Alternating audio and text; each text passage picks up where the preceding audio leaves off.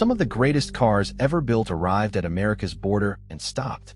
A Japanese legend treated like contraband. A supercar too rare to justify crash testing. A British machine that slipped through as a motorcycle. And a pickup caught in a trade war over frozen chickens. These are 15 cars America banned, blocked, taxed out, or never certified. One warning: banned does not always mean the government hated the car. Sometimes the manufacturer walked away from the bill. Sometimes age has opened the gate. We are counting down to the forbidden dream every car enthusiast knows. This is the forbidden dream. Nissan sold the R34 Skyline GT-R from 1999 to 2002, but never certified it for the United States. Right-hand drive was legal. Speed was not the formal problem. The car simply lacked the required federal certification, and a notorious importer scandal destroyed the myth that any Skyline could be made legal with a few easy modifications. A narrow number of cars have special status, but for ordinary buyers the clean route is the 25-year rule. That clock runs from each car's actual manufacture date, not just the model year. In 2026, many earlier R34s are finally age-eligible, while the newest 2002 cars must wait until their own 25th birthdays in 2027. America's most famous banned car was never banned by name. It was locked behind a countdown, and the countdown is finally ending. The old Defender actually was sold in America, which makes its disappearance more dramatic. Land Rover offered North American Defenders through 1997, then stopped. New federal occupant protection requirements were arriving, including front airbags. Updating the Defender's decades-old structure for a small American sales volume would have required major engineering, so Land Rover pulled it rather than redesign it for compliance. That did not make every Defender illegal. Official North American models remained legal, and older foreign examples could later enter under the age exemption. What vanished was the ability to buy a new, old-shaped Defender from an American dealer. The machine could climb mountains and cross rivers, but the economics of fitting modern crash protection to an ancient body finally stopped it at the showroom door. TVR's philosophy was almost aggressively analog. The Tuscan and Sagaris arrived without airbags, anti-lock brakes, or traction control. In Britain, that rawness was the brand. In America, selling a new car means certifying it against federal crash, occupant protection, bumper, lighting, and emissions rules. TVR never funded a compliant American version, so the cars were not normally road-legal imports while young.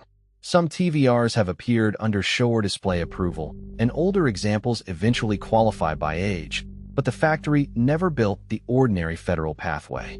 The important nuance is that lacking ABS alone did not trigger a magic blacklist. The problem was the whole uncertified vehicle. TVR sold freedom from electronic intervention.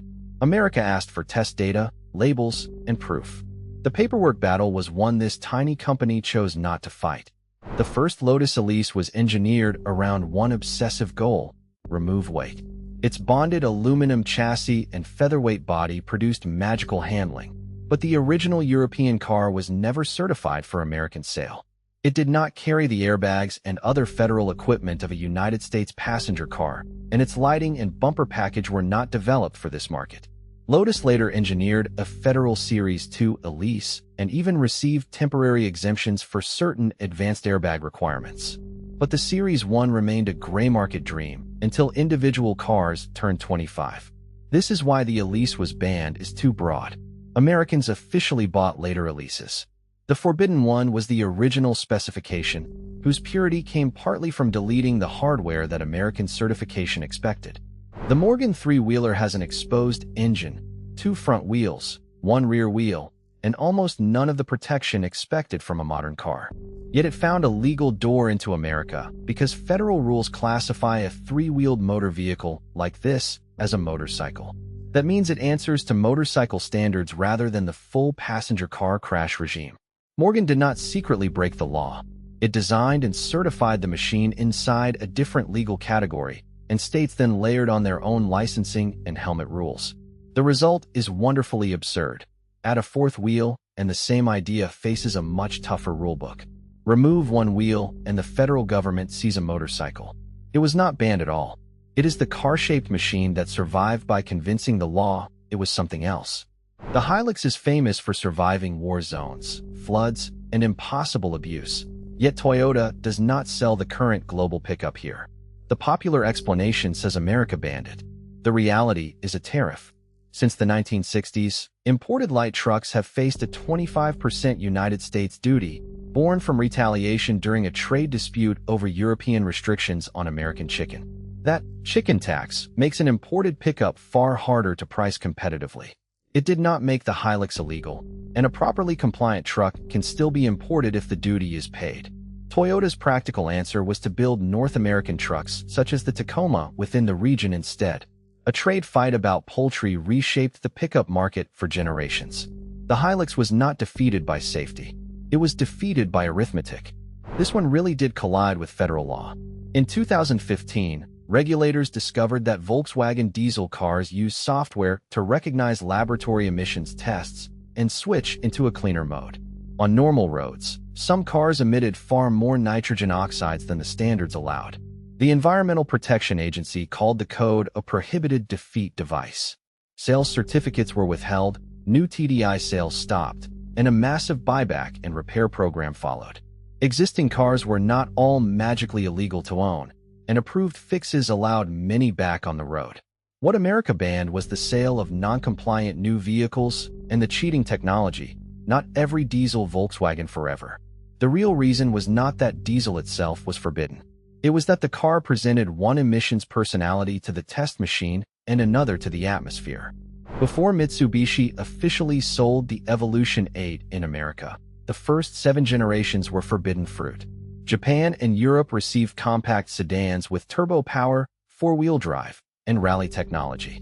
American buyers received magazine covers and video games. The early Evos were never certified by Mitsubishi for United States sale, so young examples could not use the normal import lane.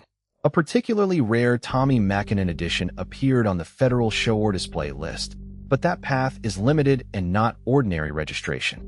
Now the earliest generations have aged past 25 years, and more legal imports arrive every year. Again, right-hand drive was never the real issue. The steering wheel can legally sit on either side. The missing federal certification label was the wall. Nissan built the Figaro for 1 year, 1991, with pastel paint, a folding roof, and 1950s styling. It was sold only in Japan and never certified for the United States. For 25 years, that blocked ordinary permanent import, even though the car was slow and friendly looking. Safety law does not grade on charm. It asks for compliance and a manufacturer's label. In 2016, the calendar unlocked every genuine Figaro under the federal age exemption. It was once blocked as a young non-conforming import, but it is not federally forbidden now. Owners still must satisfy customs, EPA, title, and state requirements. The ban had an expiration date stamped into the car's birthday. The Pagani Zonda looked like a spaceship and was built in numbers closer to art than industry. Pagani did not create a fully federalized United States program, so a European example could not simply be shipped in, registered, and driven. The obstacle was not its huge engine or outrageous shape. It was the absence of American safety and emissions certification for that exact car. Significant variants may have narrow routes through show or display, which caps road mileage, and the earliest Zondas are crossing the 25-year threshold. For most of its life, American money could buy a Zonda more easily than American law could license it. Rarity made certification hard to justify. For roughly 2 decades, an entire Italian brand seemed banned. Alfa Romeo stopped regular United States sales after the 1995 model year and did not return at scale until the 4C arrived in late 2014. Washington never outlawed Alfa. The company withdrew from a difficult market where low sales, a thin dealer network, reputation problems, and future certification costs worked against it. Cars sold elsewhere during that gap were not automatically legal here because they lacked American certification. Buyers felt the same result as a ban, even though the decision began in a boardroom. Alfa returned when its parent company had the products and distribution to make the numbers work. BMW removed about 110 kilograms from the E46 M3, added a carbon fiber roof, and created the M3 CSL. Then it built only 1,383 and skipped American dealers. The CSL was not prohibited by name. BMW chose not to certify a separate United States version for such a tiny run. A European CSL under 25 therefore lacks the label needed for straightforward permanent import. An approved example may enter for show or display with strict mileage limits, but that is not normal ownership. Sometimes America's ban is really a manufacturer's spreadsheet saying the market is not worth the homologation cost. The Delta Integrale dominated rally stages and turned a boxy Italian hatchback into an icon. Lancia never federalized it for American sale. That meant no United States certification label, no approved American version, and no simple path for a young gray market car. Importing one for ordinary road use meant waiting, using a narrow exemption, or hiring a registered importer with no guarantee of success. But the clock changed the story. Production ended in the 1990s, so genuine integrals are now old enough for the federal 25-year exemption. America demanded proof of compliance that Lancia never paid to provide, and time eventually made that paperwork irrelevant at the federal level. The original Mini looks innocent enough to fit in your living room. But late examples became difficult to import because the basic design dated to 1959. It lacked the modern crash structure, airbags, lighting, and certification expected of a new American market car. Some enthusiasts disguised newer Minis as older cars, and customs officials seized cars when the identity did not match the metal. Here is the twist. Age solves the federal safety problem. Once a Mini is at least 25 years old, it can generally enter under the federal exemption, although emissions and state rules still matter. It was too new and too old-fashioned at the same time. Koenigsegg built hypercars before it had the resources of a global automaker. A new road car sold here must be certified to federal safety and emissions rules. That can involve destructive crash tests, documentation, special lighting, and years of engineering. For a company producing only a handful of cars, sacrificing million-dollar machines is a brutal business case. So early Koenigseggs were not broadly certified for normal United States sale. No law named Koenigsegg. It was simply the price of entry. Later cars, including American market ADRAS, went through the process. The real barrier was scale, not speed. 15 forbidden cars, and almost 15 different meanings of the word banned. Some failed certification. Some were never submitted. One was taxed out by chickens. One cheated an emissions test. And several have already escaped because time turned 25. Before importing anything, check the exact build date, federal status, EPA rules, and your state's registration laws. If this changed the way you see the cars behind the headlines, subscribe. Every object has a story. I'm Object Lore Lab, and I will see you in the next one.